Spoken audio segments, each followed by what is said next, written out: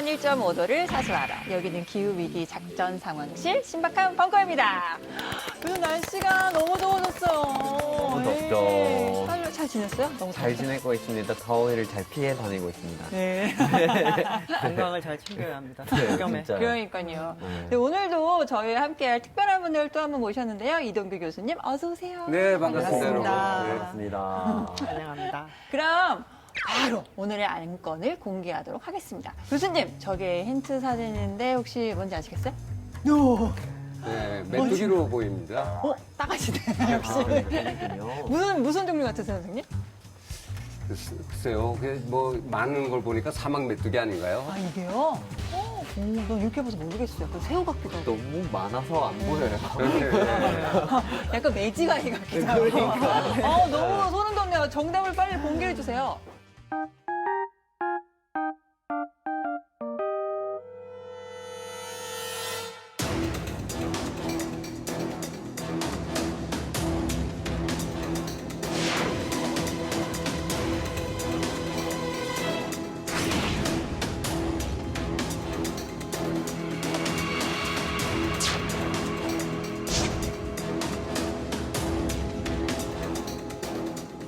기후위기가 기운 벌레의 역습입니다.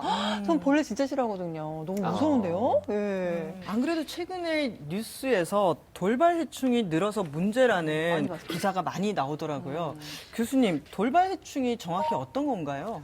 이게 그 돌발 해충이라고 보통 얘기를 하는데 이게 우리가 알고 있는 그런 장소나 때와 관계없이 대규모로 이게 갑자기 출몰을 했을 때 우리가 돌발이라는 말을 이제 쓰는 것 같습니다. 네. 예. 곤충이 막 때려 나오면 너무 무서워요. 약간 우리 정말 영화 같은 거 보면 맞아요. 막 곤충이 막 때려 나온다고 하잖아요. 근데 갑자기 이렇게 공증들이 한꺼번에 이렇게 쏟아지게 되면은 아무래도 이제 먼저 떠오르는 게 막 모기나 막 이런 이런 친구들이 그렇게 되면 되게 싫을 것 같은데. 근데 이렇게 갑자기 돌발벌레가 이렇게 늘어나게 되는 이유가 다 기후이기 때문인가요? 가장 큰 이유는 이제 기후 변화죠. 온난화. 곤충은 이제 원래 자체 체온이 높기 때문에 외부 기온에 따라서 자기 체온이 올라갑니다.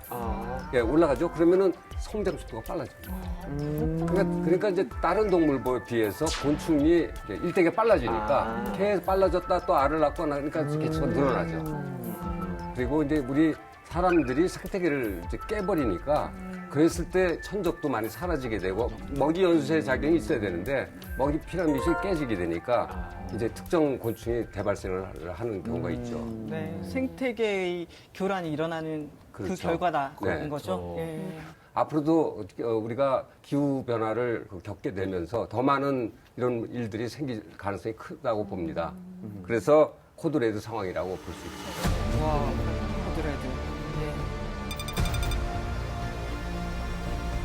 네, 최근 서울에서도 주택가에 출몰한 돌발 벌레 때문에 난리가 났었는데요. 바로 저 녀석들입니다. 뉴스에서 봤어요. 뉴스에서 많이 보셨죠? 예. 이름이 예뻐요.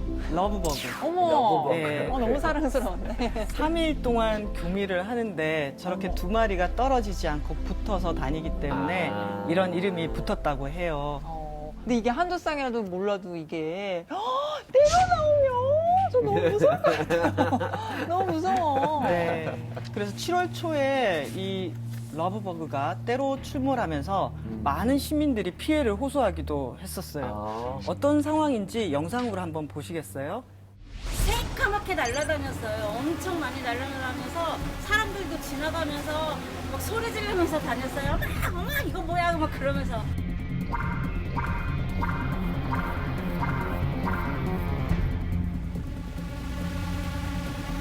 진짜 붙어있네.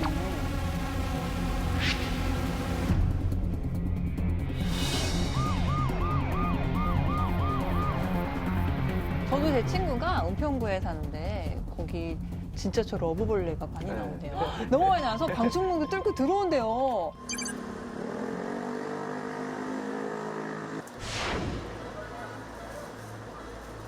아니 여기 따라 음식을 하나도 못했어요. 음식 팔지도 못하고 손님들이 왔다 그냥 도망가고 거기 파리 거기. 아니 여기 아주 싹하면서 아주 그냥 아주 이벌레야 아주 그냥 이벌레야 이거 거기 이거 있냐? 그다음에 얼마나 많았는데 이게 벌레인데 지나가다가 잠깐 멈추면 이렇게 옷에 달라붙을 정도 1년에 한 번도 안 쉬거든요 원래. 근데 그날 하루는 쉬었어요. 너무 심해서. 그리고 어디로 들어오는지도 모르겠어요. 이렇게 제가 문을 닫아놔도 다 들어와요. 처음이라고 이런 일은 우선 재앙이 닥친 줄 알았다니까 우리는 그거 보고. 와, 진짜 많다. 해외네요. 러브버그. 대부분의 털파이들의 특징이 한꺼번에 성충으로 나오는 그런 경향이 많이 있거든요. 거기에다가 올해 같은 경우는 봄에 좀 많이 가물었어요. 너무 가물다 보니까 성충을 우활을 하지 못하고 있다가 장마철에 이제 비가 오면서 적절한 습도가 환경의 습도가 이제 유지가 되니까 그때 한꺼번에 나와서 아마도 더 상승 효과가 있었던 것 같아요. 곤충들 자체가 원래 온도 변화에 기후에 대한 영향을 사실은 많이 받죠, 곤충들이. 제 느낌인지 모르지만 걔가 이렇게 살에 닿으면 가려운 느낌도 들었어요. 물지는 않는데 좀 혐오스럽다고 해야 되나?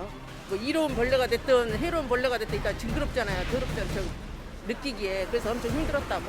이 털파리과 같은 경우는 특별히 위생해충이나 농업해충에 범주는 속하지 않는데 뭐 해충이 아니다라고 얘기가 조금 애매한 부분은 도심지에 나타나가지고는 사람들한테 위협감을 준다든지 아니면 뭐 공포감을 조성하든지 그런 것들이 있을 수 있는데요. 심리적 해충이라고 어떻게 따로 얘기를 많이 하거든요. 그런 관점에서 본다면은 뭐 해충일 수도 있겠죠.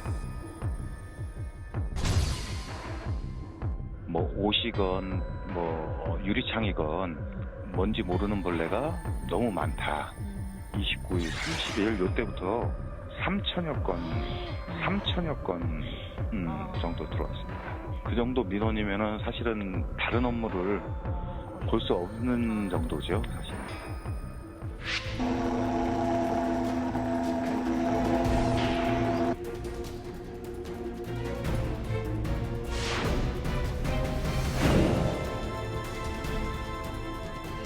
선생님, 이 러브버그가 원래 있던 종인지 아니면 새로 들어온 종인지 이게 또 궁금하거든요.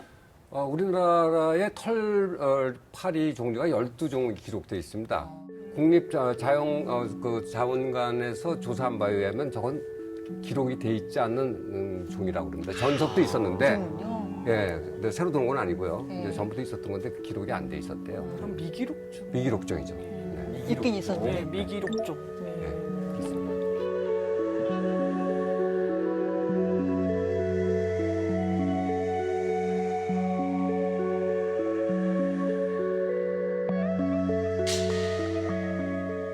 이게 금년에 문제가 됐던 것이 금년 겨울이 굉장히 온난했습니다.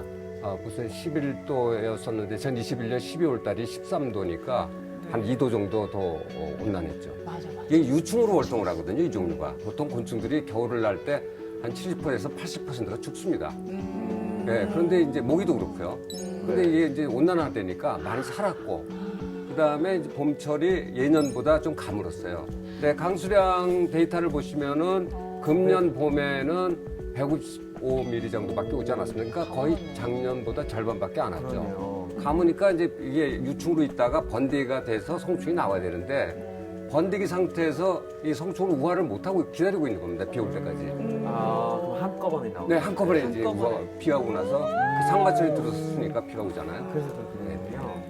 그런데 서울 서북권인 은평구 그리고 고양시 이쪽에서 유독 많이 보였거든요. 네. 이렇게 특정 지역의 러브버그가 많이 나타난 이유가 뭘까요? 네, 이거 추정하기로는 유충 먹이가 그 썩은 낙엽이라든가 이것이 그 다른 지역보다도 좀 많이 쌓였거나 또는 거기 개발 지역이 많다고 그럽니다. 그래서 개발을 하다 보니까 거기 나무들을 다 벌목을 하고 나뭇가지들이 이제 떨어져 죽어 있는 것들이 썩게 되니까 그래서 이 먹이가 풍부하게 되게 되면은 곤충들이 그 생태계에서는 많이 발생을 하죠. 네. 네, 그런 영향도 있었을 겁니다. 근데 타일러 씨 혹시 미국에도 이 러브버그를 본 적 있으세요? 비슷하게 생긴 거 많긴 많아요. 근데 그게 똑같은 건지는 잘 모르겠어요. 네. 저희 미국에 있습니다. 있어요? 네, 있어요. 있는데 어느 정도냐면요. 우리나라보다 훨씬 많습니다. 훨씬 어디- 많아요? 그래서 많이 크니까 생각했어요. 많겠지. 그 플로리다에 굉장히 많고요. 텍사스도 많습니다. 남부 지역이죠.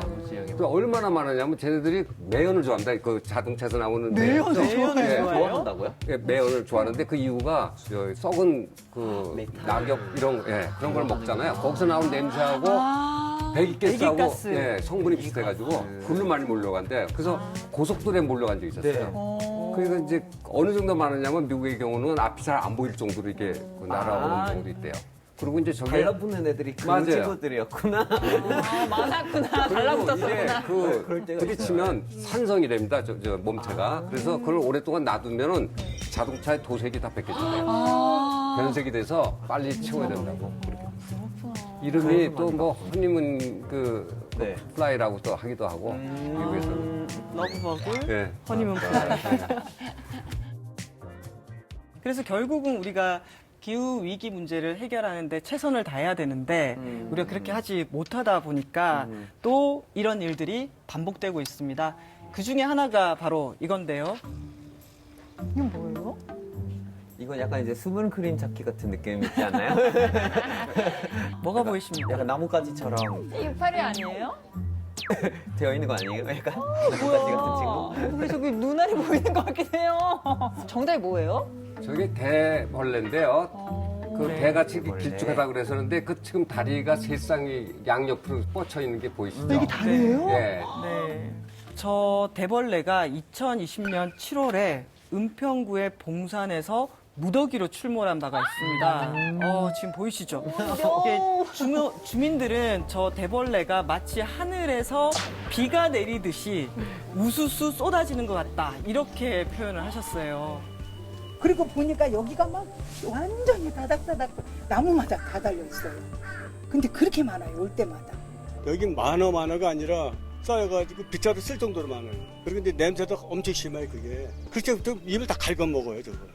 작년만 해도 밤이 엄청 달렸는데 지금 밤이 없잖아요. 이빨 다 먹어가지고.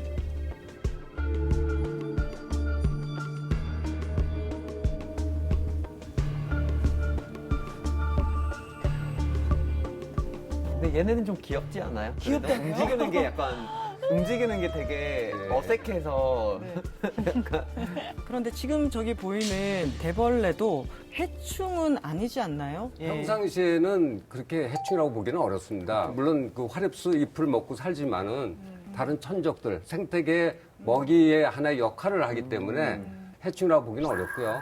저렇게 많이 발생될 때는 그 근처에 있는 화렵수 잎들이 많이 이제 손상을 받게 되고요. 또 사람들로 하여금 혐오감을 느끼게 하니까 우리가 해충이라고 이제 얘기를 하는 거죠. 근데 그렇게 해충이 아닌데 이렇게 곤충이 많아지는 거에 대해서 사람들 반응이 이런 거면 그건 진짜 해충이 많아지는 건 진짜 문제가 되겠죠. 네. 그것도 피해가 더 할 텐데. 그렇죠. 근데 제가 뉴스에서 또 선녀벌레가 되게 지금 많이 나온다는 얘기 들었거든요. 네. 선녀벌레는 또 어떤 영향을 미치나요? 매미목에 속합니다. 네. 그러니까 매미목 종류들은 나무의 수액을 빨아먹거든요. 수액을 빨아먹기 때문에 나무를 고사시키죠. 그러니까 이게 대발생이 되면 큰 피해를 주는데 특히 과수에 큰 문제를 줍니다. 포도나무나 뭐 배나무나 또 이런 그 과수들이 그 고사하게 되니까 큰 이제 해를 주게 되고요.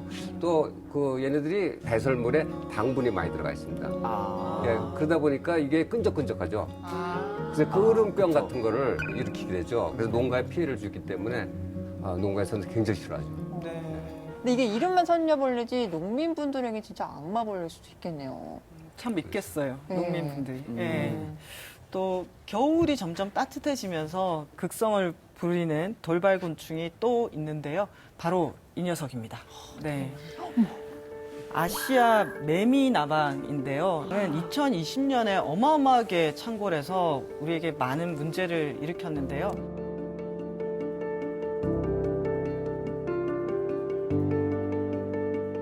참나무, 흰갈나무, 상수리나무, 낙엽송 같이 국내에 약 100여 종의 나무에 피해를 입혔고요. 또 심한 경우에 나무 자체가 죽기도 한답니다. 또 이 나방이다 보니까 날개에서 떨어지는 가루가 두드러기를 유발해서 사람에게도 피해를 끼쳤다고 하네요. 미국도 그런데 이제 갑자기 이렇게 어떤 공충이 한꺼번에 많아져서 피해를 보는 경우가 있는데 저번 27년인가? 그때 이제 꽃매미가 한꺼번에 많이 생겨가지고 크리스마스 트리 없는 그런 크리스마스를 보낼 뻔한 그런 시기가 있었대요. 그 펜실베니아 주 쪽에서는 원래 이제 크리스마스 트리 구상나무 같은 거 많이 생산을 하는데 펜실베니아 안에 있는 13개의 카운티에서 너무 이런 꽃매미가 많아지기 때문에 거기가 이제 약간 특별 어떤 이제 검사를 해야 되는 지역으로 지정이 되어 버렸고 그리고 그렇게 많이 생기니까 실제로 크리스마스 트리 생산 업체에 입히는 전체 비용이 한 18조 원 정도가 됐대요. 피해 비용이요? 네. 네.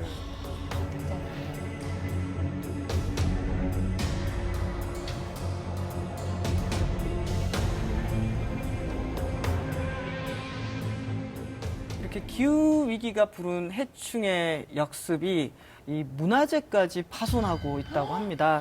바로 흰개미 때문인데요.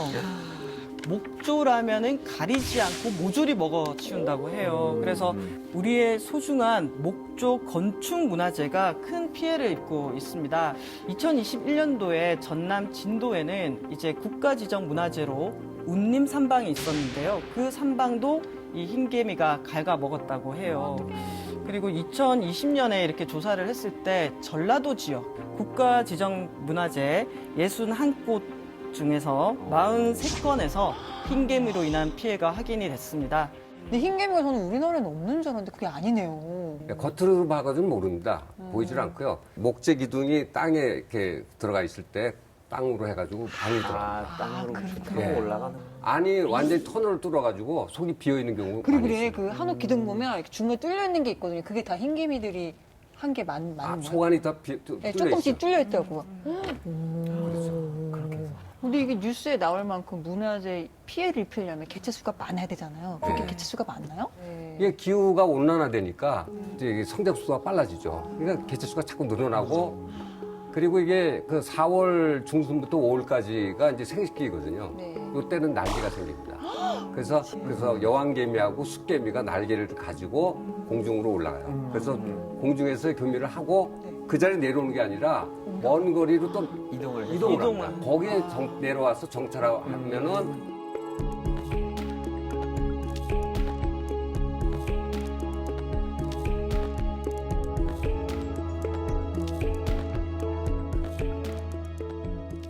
전 지구적인 그 기온 온난화 100년의 그 기온을 보면 0.8도 올랐다고 그럽니다. 근데 우리 한반도가 1.7도 올랐다고 그러거든요. 그러니까 거의 2배 올랐으니까 심하다. 심하죠, 지금. 그러니까 이 흰개미도 지금 북상을 해서 또 퍼질 가능성이 많죠. 그래서 이것을 흰개미 확산 코드 레드 상황이라고 말씀드리겠습니다. 또 코드레드.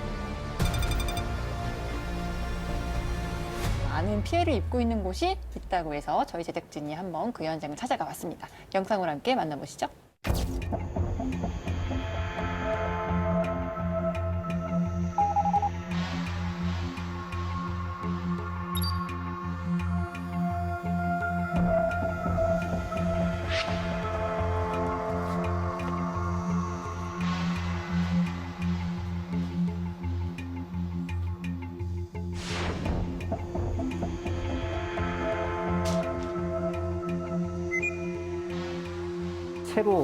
새로 교체된 나무들이 보이시는데요. 흰개미 피해를 받았던 그런 곳이죠. 이제 기둥하고 이렇게 골처럼 이렇게 터널처럼 이렇게 구멍이 뚫린 것들을 볼 수가 있습니다.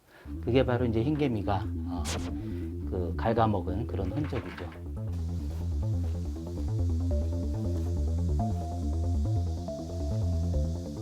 여기죠. 이 아래에서 보면은 흰개미 이제 피해가 보이는데 바깥에서 보면은 나무는 멀쩡한 상태로 그대로 있죠. 그러니까 보이지 않는 속으로만 다니는 그런 행태를 보이고 있습니다. 저런 상황이니까 사실 알 수가 없다라는 겁니다.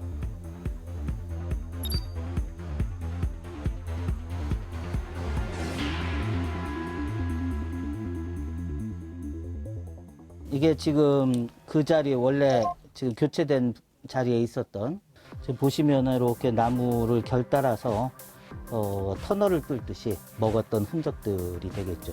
원래의 목재 두께가 한 7, 8cm 되겠죠. 그런데 지금 남아있는 부분이 불과 뭐 2cm, 아주 가는 부분은 2cm 정도밖에 안 남아있는 이런 정도로 돼 있으니까 만약에 이게 이제 그 기둥이거나 이렇다라면 크게 문제가 될 수도 있겠죠.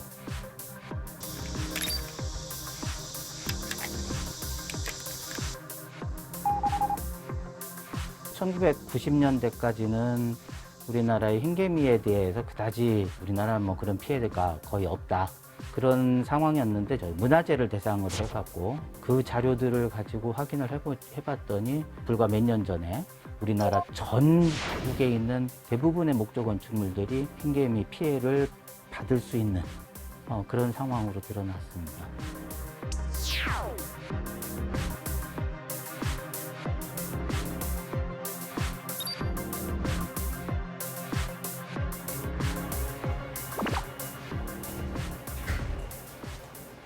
뭐 실제 흰개미를 한번 보시면은 이 안에서 이제 열심히 살고 있습니다.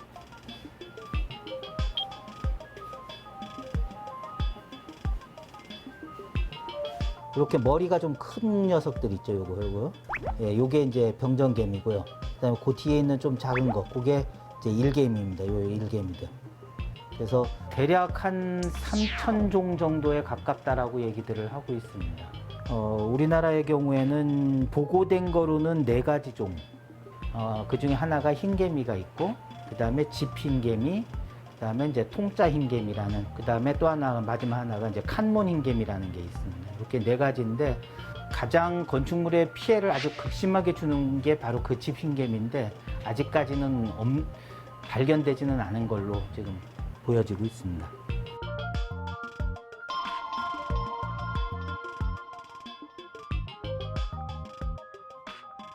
문제는 이제 다른 쪽입니다. 일반 민가 쪽이라고 볼 수가 있습니다. 그쪽은 관리를 할 수 있는 사람도 없고요.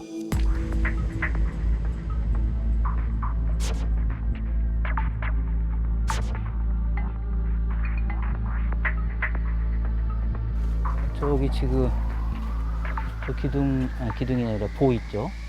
네. 오른쪽 부분에 썩은 듯이 보이면서 구멍 파여져 있는 거 보이죠? 네네네. 이제 흰개미 피해를 입은 걸로 보여져요.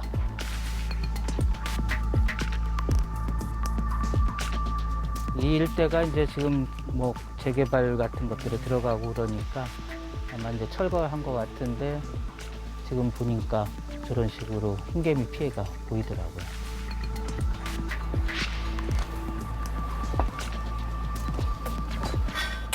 요런 게 이제 흰개미 피해죠.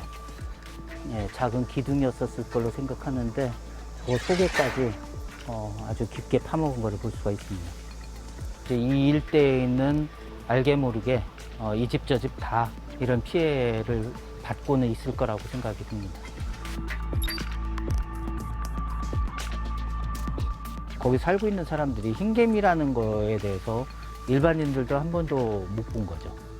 그런데 이제 저런 피해가 있을 수 있다라는 것 자체도 지금까지 들어본 적도 없었고, 최근에 이제 그 폭우가 와서 집이 무너졌던 그것 때문에 이제 인명 피해도 있었습니다만은 제가 보기에는 이제 흰개미의 피해가 있었던 곳이 마침 비가 오면서 그 부분이 이제 무너져 내린 거다라고 저는 판단을 하고 있습니다. 지금 보시는 바와 같이 이렇게 흰개미의 피해로 보여지는 터널들이 실제적으로 나타났습니다. 저희들이 생각하기에는 그다지 오래 걸리는 시간은 아닐 거라고 생각을 해요. 뭐 1년 정도만 해도 충분히 저렇게 먹어치울 수가 있죠. 왜냐하면은 흰개미가 한 군체가 한 2만 마리에서 10만 마리 뭐 이런 정도 된다고 그러니까 그것들이 달라붙어서 갉아먹게 되면은 순식간에 저렇게 먹어치울 수가 있을 거라고 보여집니다.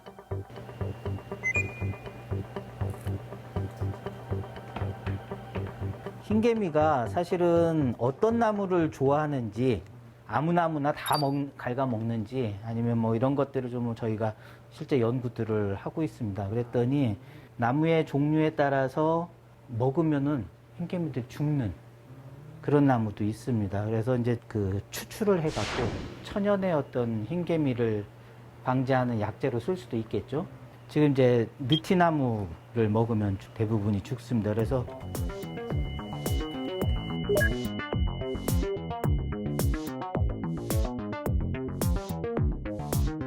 그 약재를 어떤 식으로 하냐면 이 목재에다가 저희들이 이제 주입을 해놓고 있어요. 지금 여기는 약재를 처리하지 않은 곳이라서 흰개미가 여기 왔다 갔다 하고 있습니다.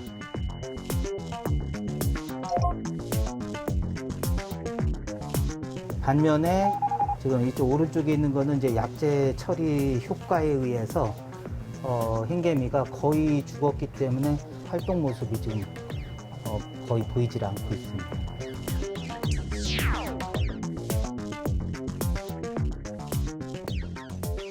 그 흰개미의 피해를 어떻게 이제 뭐 극복을 해야 될지 아직 우리나라는 상당히 이제 초보적인 그런 수준이라고 볼 수가 있습니다.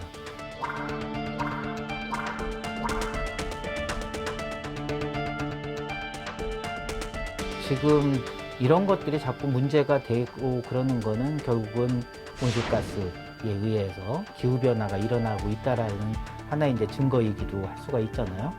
궁극적으로는 그런 기후위기에서 우리가 어떻게 이제 탈피할 수 있을 것인지 이쪽에 좀 더 또 전체적인 포커스가 맞춰져야 될 거다라는 생각은 가지고 있습니다. 아니 근데 정말 돌발벌레로 인한 피해가 심각한데요? 그러니까 솔직히 이제 미국에서 분명히 이제 흰개미 문제가 있다는 걸 알고 있었는데 이렇게 한국에서까지 문제가 된다고 하니까 전혀 반갑지가 않네요. 그 선생님 미국에도 목조주택 엄청 많잖아요. 네, 많죠. 미국에도 피해가 엄청 나겠네요. 미국에도 뭐 많죠. 미국도 사실 이제 목조 그 주택이 원래 주택을 그렇게 목조로 만들어요. 집을 살 때는 보통 그걸 이제 사전 검사를 여러 가지 감정 평가도 하고 하잖아요. 원래 집을 살 때. 그러면 이 과정에 포함된 것 중에 하나가 흰개미를 포함한 해충을 검사하는 부분이 있어요. 그래서 termite inspection을 진행하는데 그 결과에 따라 사고를 말거나 하고 이제 계약이 파괴되는 경우도 있고, 그리고 특히 이제 이게 육안으로 확인이 되는 건 아니기 때문에 그냥 집을 구경했을 때 괜찮을 것 같아 이럴 수 있는 상황이 아니라는 말이죠. 이렇게 까고 보면 그 안에서 갑자기 하고 이렇게 가구 만드시는 분들의 작업실에 들어가면 이렇게 먼지가 많잖아요. 그런 먼지가 이렇게 떨어져 나오는 거예요. 네. 강풍에 불면은 속이 비었기 때문에 이게 무너지는 경우도 있다고요. 네, 그렇죠. 붕괴될 수 있어요. 예. 안이 비어 있어서. 예.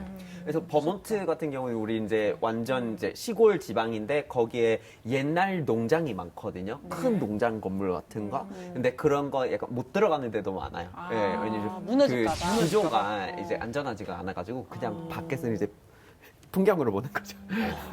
주택보험이나 화재보험 이런 걸로 어떻게 배상은 안 되나? 흰개미 피해를 입으면? 배상 그건 안 되는 걸로 알고 있어요. 네, 보험으로 커버가 안 되는 걸 거예요. 네. 지난번에 저희 그 해수면 상승 때문에 보험 얘기했었는데 맞아요. 해수면 상승에 그죠. 또 곤충의 이 역습 이런 것들이 네. 점점 집을 구매하는데도 영향을 미치고 안전한 집에도 영향을 미치는 것 같아요. 기후위기는 보험될 수 없는 현상이 나는 거예요.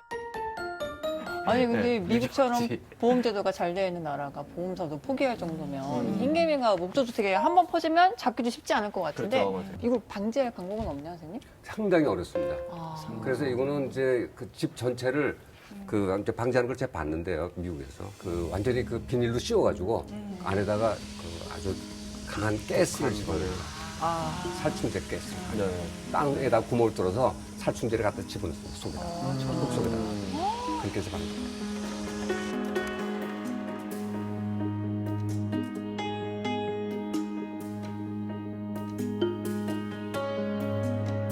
이런 그 지구 온난화, 기후 변화, 거기다가 우리가 인간만을 위한 그런 무분별한 개발. 그러니까 무분별한 개발을 하게 되면요, 생태가 깨지게 됩니다. 그러면 이제 이게 먹이 피라미드가 깨지게 되니까 어떤 특정 곤충들이 대발생을 하게 되죠. 지금까지 말씀드린 곤충 이외에도 다른 곤충들을 보면은 대발생하는 경우도 있었거든요. 뭐 모기도 그렇고 깔따구도 그렇고. 노래기. 예, 노래기도 맞아요. 노래기도 작년에. 그렇고요. 이게 그 사람이 그 안에 들어가서 그 원래 있던 것을 깨버린 경우입니다. 뭐 예를 들어서 매립을 했다거나 자연은 손상이 됐을 때 선적들이 다 없어지게 되고 그 어떤 특정 곤충들만 살아나게 되죠. 그것들이 대발생하게 됩니다. 그럼 선생님 돌발벌레를 미리 방지할 수 있는 방법은 없나요? 기후 온난화를 어떻게 지금 노력을 전 세계적으로 해야 되는데 지금 노력을 하고 있긴 합니다만 네네. 단실 내에 그 해결되기는 어렵지 않습니까? 그래서 우리가 할 수 있는 거는 되도록이면 이 생태계를 좀 보존하면서 자연 환경을 살리면서 우리도 하나의 생태계 일원으로서 다른 생물들도 보호하면서 이런 정신을 우리가 개발을 하지 않으면 돌발 해충 곤충들이 또 나올 가능성이 있죠. 이게 제일 중요한 것 같아요. 맞아요. 같이 공존하는 법을 찾아야 될 것 또 같아요. 인간의 과도한 이런 개발이 이 균형을 깨트린 그렇죠. 것 같아요. 네. 그러면 다시 우리가 그런 방식의 개발이 아닌 방향을 네. 찾아야 될 것 같습니다. 돌발벌레가 과수와 곡식을 갉아먹으면서 많은 피해를 주고 있잖아요. 그러면 농작물 생산에도 영향을 많이 미칠 것 같은데요? 특히 해외에서 가장 큰 문제가 사막 메뚜기 떼의 습격인데요. 와, 공포 영화 같아요. 네. 이거 CG 아니에요? 그러니까 너무 많아. 너무 많은데?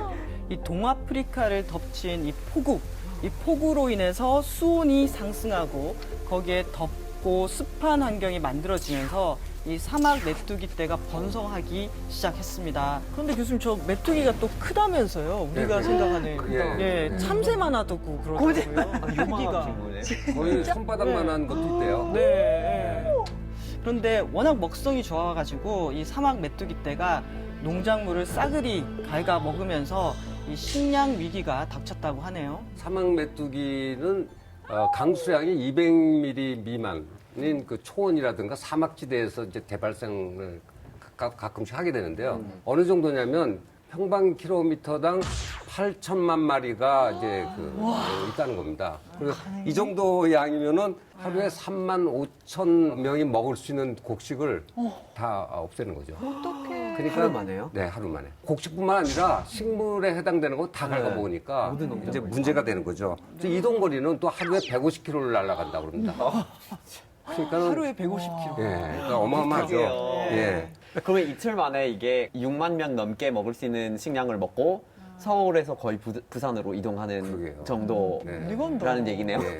이렇게 사막 메뚜기 떼 피해를 아주 심각하게 입은 곳이 에티오피아, 케냐, 소말리아, 수단, 예멘 같은 곳인데 이 국가들은 이미 3,500만 명이 식량 부족에 이미 시달리고 있거든요.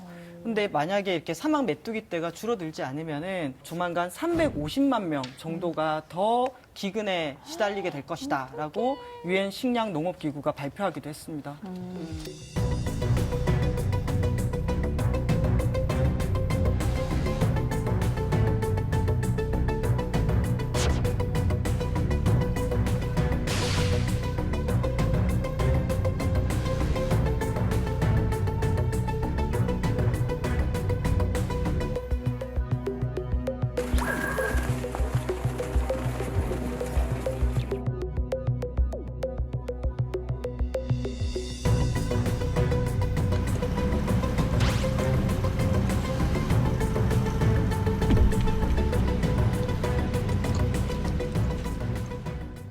이게 근본적으로 기후 위기도 문제지만 일단 당장 식량 문제를 해결해야 될 것 같은데 사막 메뚜기를 당장 줄일 만한 방법이 뭐가 있을까요?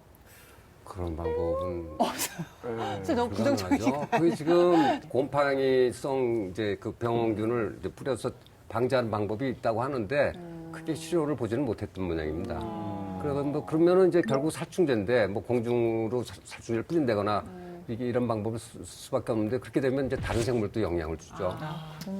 다른 생물도 영향을 받고 물이라든지 아니면 토양도 그렇죠. 오염될 가능성이 커지겠네요. 네. 미국에서는 멕시코 음식 중에 차뿔리나스라고 메뚜기 약간 타코 같은 거 있는데 있어요? 되게 맛있어요. 맛있어요. 진짜 나 우리나라 먹는 줄 알았어. 진짜 괜찮아요. 네. 그럼 어떻게 해서 좀 잡아가지고 맞아. 솔직히 그 단백질도 많고 영양가가 많은데 그걸 잡아가지고 어떻게 해서 뭐 사료로 미래의 식량. 활용을 한다든지 그러니까 어떤 역할을 부여해줘야 될 텐데. 그리고 실제 그 유엔 식량 농업 기구 같은 곳에서도 네. 곤충이 단백질 육식의 그쵸. 대체제로 식량의 대안으로 삼고 연구도 하고 실제 우리나라에도 곤충 기반의 단백질 대체제 이런 네. 것들이 개발되고 있기도 한 걸로 알고 네, 있습니다.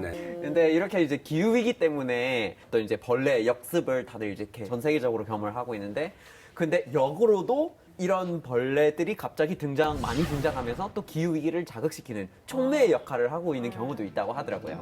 2008년에는 캘리포니아에서 산불이 서울 면적의 3배나 컸던 정도였는데요. 근데 어떤 원인이 됐던 게 딱정벌레래요.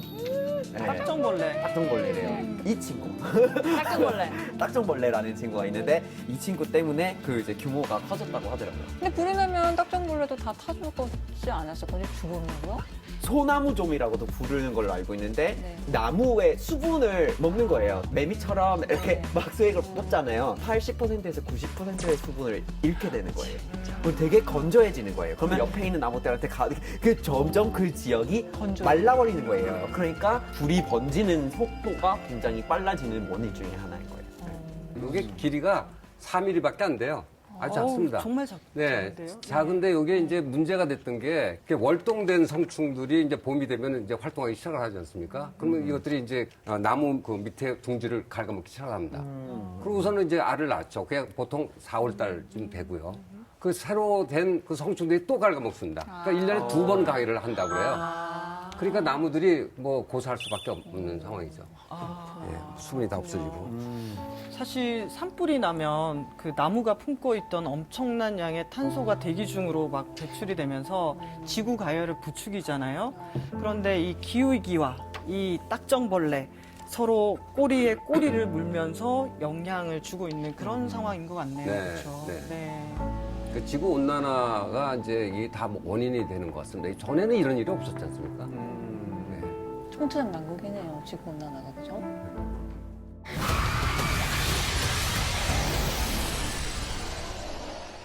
지구 온난화로 인해서 우리가 전에 보지 못했던 그런 현상들을 또 보게 되는데요. 이런 것도 한번 보시기 바랍니다. 여기 막 얼음들 많은데 북극 아니에요? 근데 이런 데도 해충이 살아요? 알래스카라든가 시베리아 같은 경우에도 여름이 있거든요. 한 달 정도 있다고 그래요. 근데 그때 이제 모기들이 대발생을 합니다. 모기요? 네. 여기서 나오는 모기들은 지구 온난화가 되다 보니까 이게 이제 영구 동토층에 그 얼음들이 많이 녹지 않습니까? 그다음에 여름의 기간이 한 달에서 점점 늘어나는 겁니다. 그게 되니까 모기들의 발생이 더 많아지게 되고.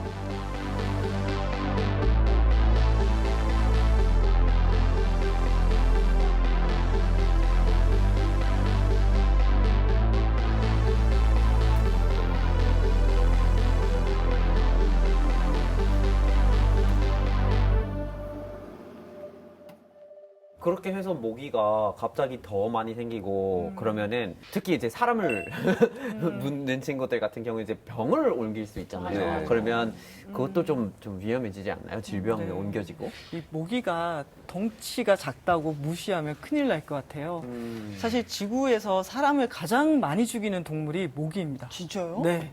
세계보건기구에 따르면은 모기가 옮기는 전염병으로 인해서 매년 72만 5천 명이 사망한다고 해요. 이 모기떼의 출몰, 이것도 심각한 코드레드 상황입니다.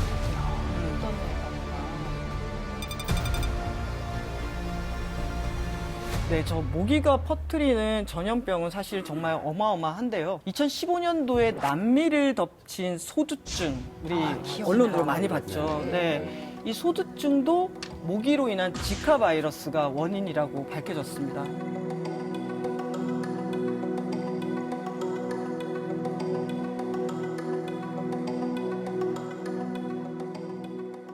사실 저도 2016년도에 임신했어가지고 기억이 나요. 선생님들이 그런데 가지 말라고 따뜻한 나라에 한참 경고를 해주셨거든요. 근데 소두증 이름만 들어 너무 무서웠거든요 그때. 2015년도 브라질에서 태어난 아이 300만 명 중에서 150명이 소두증이었대요.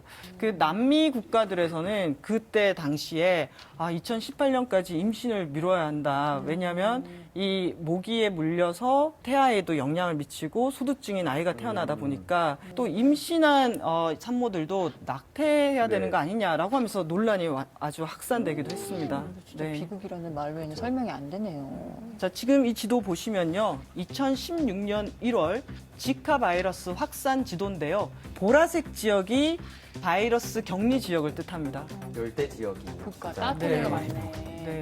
무서운 건 코로나 이후에 감염병 주기가 지금 점점 짧아지고 있잖아요. 그래서 다음에 감염병이 어떤 게 있을까라고 했을 때 돌연변이 지카 바이러스가 지금 지목되고 있습니다. 그 미국 서부에 위치한 라호아 그 면역 연구소에 따르면요, 변이 지카 바이러스가 세상에 나온다면은 제2 코로나 사태를 만들 것이다라고 경고를 하고 있네요. 이렇게 모기의 확산이 사실은 좀 위험한 상황이라고 할 수가 있습니다.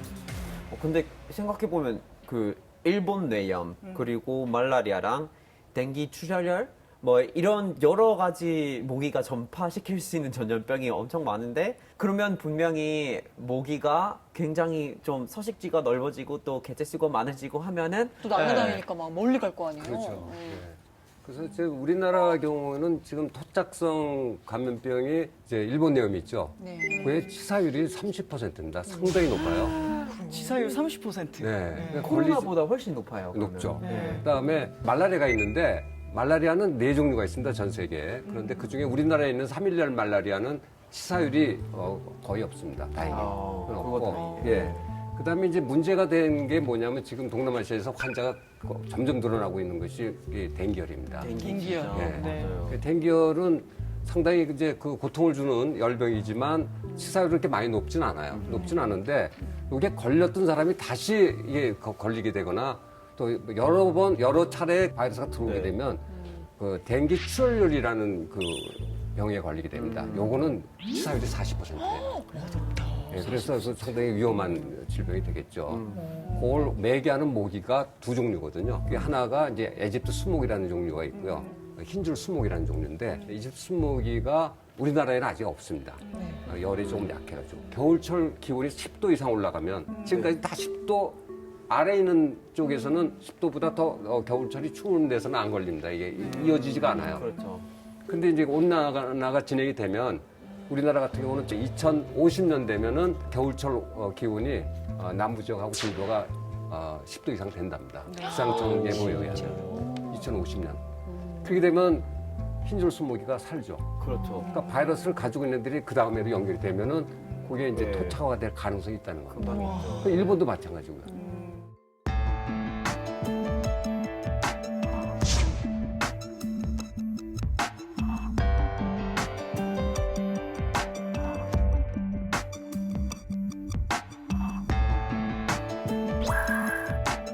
그래서 지구온난화가 이런 국민의 건강 문제에 크게 관여가 또 되죠. 이게 지금 우리나라도 안전하지 않은 게 제주도 같은 경우에는 이미 겨울철 평균 기온이 9도씨 가까이 올라갔다고 하더라고요. 점점 더 속도가 빠르게 상승하고 있어서 저는 댕기 출혈염 이런 거는 동남아시아에서만 걸리는 줄 알았더니 이제 우리나라도 안전하지도 않고 진짜 상상을 초월하는 벌레 역습이네요. 너무 무서워요, 선생님. 그뿐만 아니라 이제 치kungunya라는 열병도 있고요. 또 황열병이라든가 이런 모기로 인한 그 질병들이 많이 있기 때문에 이게 지구 온난화가 이제 계속 진행되다 보면은 우리나라에 없던 질병도 생길 수 있다는 겁니다. 선생님, 그럼 모기 말고도 또 사람한테 안 좋은 벌레가 더 있을까요? 네, 보통 그 화상을 입는다 해서 화상벌레라고 보통 얘기를 하는. 벌레가 화상을 입힌다는 거예요? 네, 사람한테? 그게 이제 청딱지 개미 반날개라는 이름입니다. 이름도 긴데 날개가 좀 청색이고 이제 그래서 그렇게 이제 그 부르는 것 같은데 이게 크기도 크지는 않습니다. 크기는 한 6에서 8mm 정도 작습니다. 작은데 근데 요걸 만지게 되면 그 독성 물질이 거기 있어요. 페데릴이라고 하는 그 독성 물질이 있어서 그게 만지면 들어오른다. 그래가지고 심해요. 불에 튄 것 같이. 그래서 화상벌레라고. 네, 물집이 생기고요. 그래서 위험하죠. 근데 이제 이렇게 좀 무서운 벌레들이 해외에도 좀 있거든요. 그래서 심지어 살을 파먹는? 네, 살을 파먹는 그런 벌레도 있고 그게 이제 확산이 되고 있다고 하는데 모래파리 리슈마니아라고 합니다. 리슈마니아는 모래파리에 기생하는 기생충입니다. 그래서 모래파리를 통해 가지고 이 리슈마니아에 감염이 됐을 때는 피부 궤양이라든지 장기 손상 이런 것들이 발생을 하는데요. 심한 경우 사망에 이를 수 있다고 해요. 그래서 매년 이 피부 궤양에 걸리는 사람이 70에서 한 120만 명 정도가 되고요. 또 장기 손상은 10에서 40만 명 정도 이렇게 손상당한다고 해요. 기후위기가 아주 심해졌을 때 2080년까지 약 2,700만 명이 리슈마니아에 감염될 가능성이 높다라고 전망하고 있습니다. 좀 건조하고 따뜻한 뭐 시리아나 뭐 이란, 아프가니스탄이나 페루나 브라질에서 사는데 이제는 이제 북미에 들어갔다고 하더라고요. 계속 서식지가 이제 기후이기 때문에 이제 확대가 되다 보니까 예, 미국에 들어갔다고 하더라고요. 교수님 이게 설마 모래파리가 우리나라에도 올 가능성은 없나요? 우리나라에는 이 종류가 없습니다. 다행히 없고요. 이제 요거는 중동 지역하고 남미. 네, 남미 쪽. 예, 그렇죠. 아까 이제 북미 쪽으로도 좀 올라간다고 하는데 이 기후 온난화가 되면 또 어떻게 될지 모릅니다. 아, 이게 벌레 역습이 남의 얘기가 아니네요. 이 기후위기가 생태계 전반을 심각하게 뒤흔들고 있다는 돌발벌레 사태를 이걸 통해서 제가 몸소 지금 깨닫게 되네요. 남의 일이 아니라는 걸. 그렇죠. 그리고 분명히 앞으로 해서 계속해서 기후이기 때문에 벌레 역습이 이어질 텐데 그거에 대해서 우리가 살아남아야 되고 대응을 해야 되는 부분이 있으니까 어떤 실천을 해야 될지가 궁금하네요.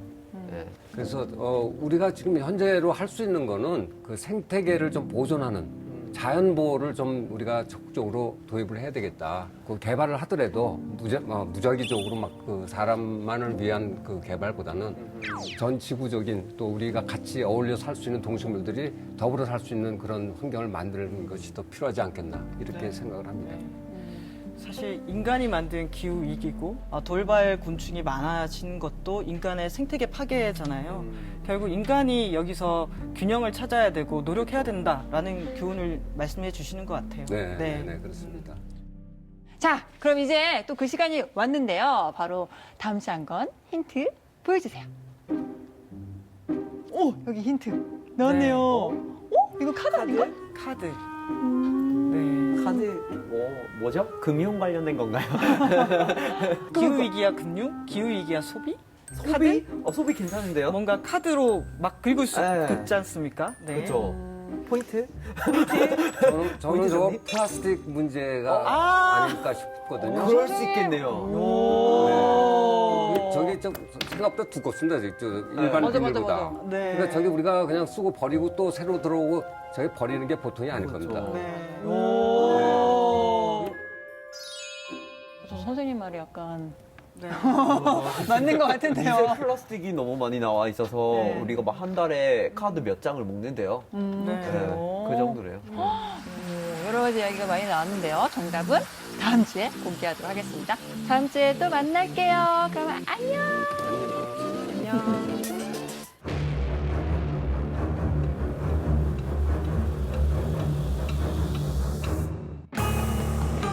한때 이제 꿈의 물질이라고 이야기를 했어요. 미세 플라스틱 문제가 터지면서 이건 꿈의 물질이 아니라 악의 축이구나. 모든 사람들이 이제 매주 신용카드 한 장씩 플라스틱을 먹고 있다는 얘기예요. 네. 플라스틱 인간이라는 표현 많이 쓰고 계시잖아요. 호모 플라스티쿠스. 호모 플라스티쿠스. 저희 건강에도 영향이 엄청 미칠 것 같은데요? 혈액을 타고 온몸 구석구석으로. 심지어는 폐하에까지도. 장난 아니네. 플라스틱이 안 쓰인 데가 없으니까 플라스틱 쓰레기도 늘어날 수밖에 없는 거네요. 인간이 자신이 버린 플라스틱에 대해서 책임을 져야 되는 시기가 오고 있다.